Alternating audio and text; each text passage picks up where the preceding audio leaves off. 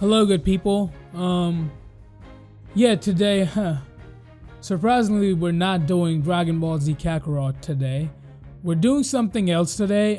This is my third time trying to record this video. I was using OBS. I don't care. Basically, we're gonna learn how to do post-processing on our audio. But I would first want to tell you that a lot of the steps in this video are taken from Tutvid's video. The link is going to be in the description, and make sure to check that video out. That video is amazing, changed my life forever. Anyways, a lot of the steps are the same. There's one additional element that I've provided that's off my own that I've kind of added to this step. Before we start, I would like to tell you that if you really want your voice to sound different and good, I would say most of it does not depend on post-processing. In my opinion, I guess most of it depends on the way you record your audio. And that is, use the correct procedures, use the right mic, and then be at the right distance from your mic. I'm using a Blue Yeti. I can tell you, all the Blue Yeti users out there, how I have set my mic. I've set the audio gain to the absolute minimum because I'm the only one talking to the mic. There's nobody else, and I don't want any kind of extra distortion that might be added if I increase the gain. And I've set it to cardioid mode. It's basically like, it's just gonna capture everything that's in front of it. So the mic is gonna capture all the audio that is coming from the front of it, not from any other direction. So yeah. That's about it. So yeah, first of all, I had this audio recording right here that I just made. I just recorded this, as you can see on the history bar. I just recorded it. We're gonna listen to it first, and then we're gonna make changes to it. I gotta tell you, there's 7 steps right now. Right now, I would say you should go to favorites and hit the start recording favorite right now. Click on it. So basically what it does is it's gonna record all the steps and effects that you're going to apply to this audio file in order, in the same way. And so basically what it does is, next time you edit any kind of audio file, and if you want that audio file to be sounding the same, instead of just applying all those effects one by one, you can go to those favorites bar again and basically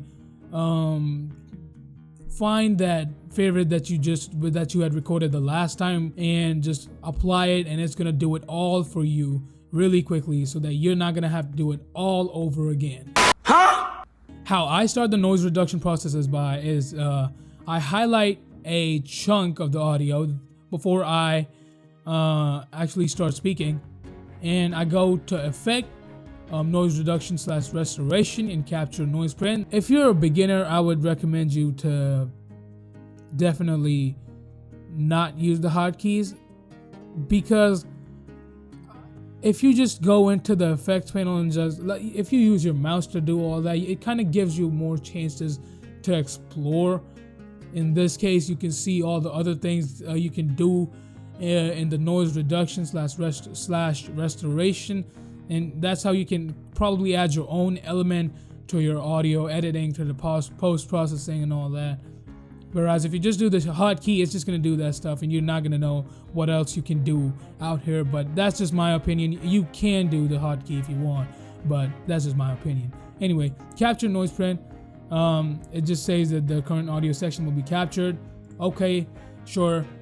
Control A to select the entire audio file, because we're going to apply the whole noise reduction effect to the entire audio file based off of that one chunk of audio that we captured right now. Go to effects, back to noise reduction restoration. This time go to noise reduction process. Now by default, I have this preset called clearing up. By default, your reduced by set to 16 decibels and spectral decay rate is set to 65%. In this clearing up preset, I've set my reduced by to 10 decibels and spectral decay rate, I've decreased that to 20%. Everything else is the same. It's all good. About this line, I wouldn't really play around with this a lot if you don't know what you're doing. Just let it be. It's not gonna do a lot. I just play around it in a way that I just move the left end of this line to the top portion of this audio channel gain, or the bar graph, or whatever you want to call it. Click apply, A lot of the distortion is gone. Then we're gonna go to effects. Next step was normalizing. So normalize process to -6 dB. Apply. -6 dB is basically like, so it took, I don't know why I'm trying to explain normalization process to you guys again. It took the highest audio channel, which was this one right here. Let me be more precise. You see that this audio channel was the highest. It took it and it limited it to -6 dB. But also the changes it made, that it had to make to that specific audio channel, it made the same changes to the entire file. This is my best way of explaining normalization. So once normalization is done, open the heat map, which is you see this portion out here. Move your cursor to this part and hold it. Scroll it up. So you open the heat map. This is gonna show you all the stuff or activities. I would say there's some distortion at the end, which I think needs to be taken care of. So I'm gonna highlight that portion. Again, this time I'm using hotkeys Shift P to capture audio file, Control A to select the whole file, Control Shift P to go to normalize or noise reduction process. Use the same settings, same stuff, apply. Now the next step is single band compressor is the stuff that we're going to use. It's compression, which is basically what it's called. It is going to limit the highest end of your audio to a specific parameter. The ratio should be 4:1. -12 decibels is the threshold. I think everything else is default. I have saved this preset as that oomph, because in this whole step we're trying to give our audio that little oomph. Yeah, just pause the video and copy down the values, and after you've done that, click apply. At this point, let's hear how our audio changed, because the next two processes is going to deal with equalization, and those are actually the steps that we are going to be using to get that bass, that oomph in our voice, and it's really going to sound very clear. Let's hear it before we do it. Hello, good people. I've had this idea in my mind for a long time, and I wanted to show you all how I do my audio editing on my YouTube channel and on my videos. Thank you for watching, and make sure to subscribe. Thank you. I heard a lot of hiss there. Again, I told you it was me exhaling or inhaling in the mic, and it captured it.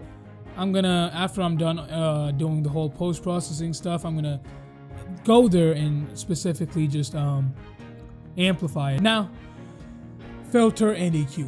This is the coolest part of post-processing. I would first use the graphic equalizer, 20 bands. I have this preset called that bass. I would say either use this, all these values out here, or you can use sloping low end boost. If you think your audio is not sounding good with any of these values, do not use this process. Maybe probably because the mic that you're using is already giving your audio a lot of bass, and that's why you don't need that extra bass to be present in your audio, and that's why it's not probably sounding good. And it happens a lot. If you're using a Shure SM7Bs and Rode Procaster, all those studio mics, you don't need to do this. They already do really good job at giving your audio, the studio quality. There's not much you got to do to it. So do not use the graphic equalizer 20 bands. In my case, I'm using it. Sloping low end boost was giving my audio a little extra bass that I didn't think I needed. So I just lowered down these values out here, all the non-zero values out here. I kind of lowered them and then created a preset on them, and I felt like this is sounding great. And of course, if you're editing it, always play it on the loop and keep previewing it while you do it. And yeah, click apply. See, it kind of raised your audio gains. That's because it gave you your audio a lot of bass. Again, if you feel like it's not sounding good because of the mic that you're using, do not use this process. we're gonna go straight to the next process after this. This process is called parametric equalizer. This is probably the hardest process right now here, because this is not universal to anybody, to anyone.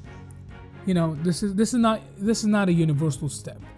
You're gonna have to change your audio, or you're gonna have to make changes to this effect based on your audio and based on your preferences. Everybody's voices sound different. That's why you need to do it accordingly. But initially you would go to loudness maximizer, and this is the loudness maximizer preset. You see this number 2 dot here, click on it. It's gonna add an extra point to your graph. Move this to the center and move it a little downwards.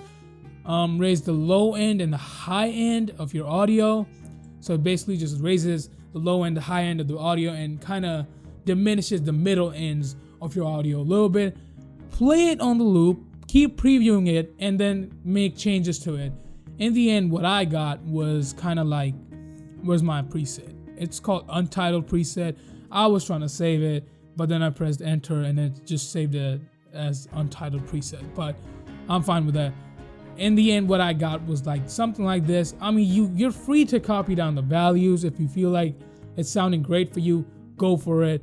If you feel like it's not sounding great for you, just move those markers around, you know, and try moving the low end and the high end a little bit. And yeah, that's basically it. This is what I got. Click apply. And this is it. At this point, this is it. The only step that's remaining is normalization, but before that, let's hear it. Let's hear how it sounds like. I've had this idea in my mind for a long time, and I wanted to show you all how I do my audio editing on my YouTube channel and on my videos. Thank you for watching, and make sure to subscribe. There's a lot of stuff that was equalized and I think compressed. No, there was a lot of stuff like right here, which was compressed. Don't worry about it. We're gonna manually amplify it in the end. The last step that's remaining is this time, instead of normalizing it to -6 decibels, we're gonna normalize it to -3. -3 is a sweet spot. It's right where you want your audio to be. It's neither too loud nor too quiet. It's just where you would want it to be, according to me. Yeah. At this point, it's complete. Now I need to manually delete some portions of the audio because they don't sound good, and maybe use the noise reduction process if you have to do it again. I think I need to do it again, so I'll do it again. Just deleting the extra bit portions, you know, that kind of were equalized and don't sound that good, like this one right here. I do not like it. Completely minimize it. Kind of also zoom in. I've had this idea in my mind for a long time, and I wanted to show you all how I do me inhaling or exhaling. Doesn't sound good. This is my finished version. I had to amplify some parts of the audio. Now, of course, if your audio file is too big, it's gonna take a little more time to amplify every bit of it manually and checking it manually. Trust me, it sucks. Gotta do it though. Just gotta do it. So yeah, this was how we can change our audio. Again, let's give you a little preview. I'm gonna open the audio from what it used to sound like before. Let's hear it. Hello, good people. I've had this idea in my mind for a long time, and I wanted to show you all how I do my audio editing on my YouTube channel and on my videos. Thank you for watching, and make sure to subscribe. Thank you. And let's see how it sounds now. Hello, good people. I've had this idea in my mind for a long time, and I wanted to show you all how I do my audio editing on my YouTube channel and on my videos. Thank you for watching, and make sure to subscribe. Thank you. Sounds amazing, doesn't it? I feel like it sounds amazing. I feel like it is absolutely right. It is what it should be. Of course, if you want to make some more changes, feel free to do it. And also, please write down in the comment section if you feel like you do something else that I also should do. Just put it down. I'm gonna check it out, because Adobe Audition is full of stuff. The sky's the limit, you know. And of course, check out Tutvid's video. Link is in the description.